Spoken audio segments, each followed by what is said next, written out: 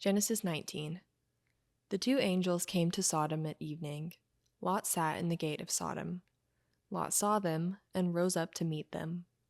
He bowed himself with his face to the earth, and he said, "See now, my lords, please come into your servant's house, stay all night, wash your feet, and you can rise up early and go on your way." They said, "No, but we will stay in the street all night." He urged them greatly, and they came in with him and entered into his house. He made them a feast and baked unleavened bread, and they ate. But before they lay down, the men of the city, the men of Sodom, surrounded the house, both young and old, all the people from every quarter. They called to Lot and said to him, "Where are the men who came into you this night? Bring them out to us, that we may have sex with them." Lot went out to them through the door and shut the door after himself. He said, "Please, my brothers, don't act so wickedly. See now, I have 2 virgin daughters. Please let me bring them out to you, and you may do to them what seems good to you. Only don't do anything to these men, because they have come under the shadow of my roof." They said, "Stand back." Then they said, "This one fellow came in to live as a foreigner, and he appoints himself a judge. Now we will deal worse with you than with them." They pressed hard on the man Lot and came near to break the door. But the men reached out their hand and brought Lot into the house to them and shut the door. They struck the men who were at the door of the house with blindness, both small and great, so that they wearied themselves to find the door. The men said to Lot, "Do you have anybody else here? Sons-in-law, your sons, your daughters, and whomever you have in the city, bring them out of the place, for we will destroy this place, because the outcry against them has grown so great before the Lord that the Lord has sent us to destroy it." Lot went out and spoke to his sons-in-law, who were pledged to marry his daughters, and said, "Get up, get out of this place, for the Lord will destroy the city." But he seemed to his sons-in-law to be joking. When the morning came, then the angels hurried Lot, saying, "Get up, take your wife and your 2 daughters who are here, lest you be consumed in the iniquity of the city." But he lingered, and the men grabbed his hand, his wife's hand, and his 2 daughters' hands, the Lord being merciful to him, and they took him out and set him outside of the city. It came to pass, when they had taken them out, that he said, "Escape for your life, don't look behind you, and don't stay anywhere in the plain.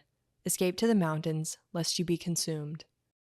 Lot said to them, "Oh, not so, my lord. See now, your servant has found favor in your sight, and you have magnified your loving kindness, which you have shown to me in saving my life. I can't escape to the mountain, lest evil overtake me and I die. See now, this city is near to flee to, and it is a little one. Oh, let me escape there. Isn't it a little one? And my soul will live." He said to him, "Behold, I have granted your request concerning this thing also, that I will not overthrow the city of which you have spoken. Hurry, escape there, for I can't do anything until you get there." Therefore the name of the city was called Zoar. The sun had risen on the earth when Lot came to Zoar. Then the Lord rained on Sodom and Gomorrah sulfur and fire from the Lord out of the sky. He overthrew those cities, all the plain, all the inhabitants of the cities, and that which grew on the ground. But Lot's wife looked back from behind him, and she became a pillar of salt. Abraham went up early in the morning to the place where he had stood before the Lord. He looked towards Sodom and Gomorrah, and towards all the land of the plain, and saw that the smoke of the land went up as the smoke of a furnace. When God destroyed the cities of the plain, God remembered Abraham, and sent Lot out of the middle of the overthrow when he overthrew the cities in which Lot lived. Lot went up out of Zoar and lived in the mountain, and his 2 daughters with him, for he was afraid to live in Zoar. He lived in a cave with his 2 daughters. The firstborn said to the younger, "Our father is old, and there is not a man in the earth to come in to us in the way of all the earth. Come, let's make our father drink wine, and we will lie with him, that we may preserve our father's family line." They made their father drink wine that night, and the firstborn went in and lay with her father. He didn't know when she lay down nor when she arose. It came to pass on the next day that the firstborn said to the younger, "Behold, I lay last night with my father. Let's make him drink wine again tonight. You go in and lie with him, that we may preserve our father's family line." They made their father drink wine that night also. The younger went in and lay with him. He didn't know when she lay down nor when she got up.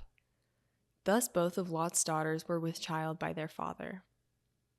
The firstborn bore a son and named him Moab.